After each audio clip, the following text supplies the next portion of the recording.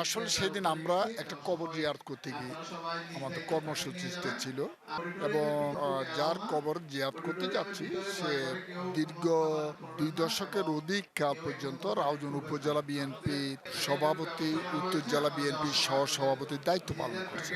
স্বাভাবিকভাবে আমাদের কারো অন্য কোনো মানসিকতা ছিল না। কোনো রাজনৈতিক কোনো সভা সমাবেশ বা কর্মসূচিতে মতে যায়নি। হঠাৎ করে যাওয়ার পরতে হামলা হয়েছে। আমরা ছিলাম অপ্রস্তুত। আমি যেহেতু যাব সেখানে জেলা প্রশাসনের পক্ষ থেকে বিভিন্ন ওখানে অবগত করানো হয়েছিল এবং র্যাব, পুলিশ, সেনাবাহিনী সবাইকে জানানো হয়েছিল। তারা প্রস্তুতি নিয়েছিল ও গতানুগতিক যেটা ঘটনা ঘটার পরে তাদের উপস্থিতি হয় সেটাকেই এখানে উপস্থিত হয়েছে। এর পরিপ্রেক্ষিতে যা হওয়ার তাই হয়েছে। তো এটা দলীয়ভাবে একটা তদন্ত হচ্ছে।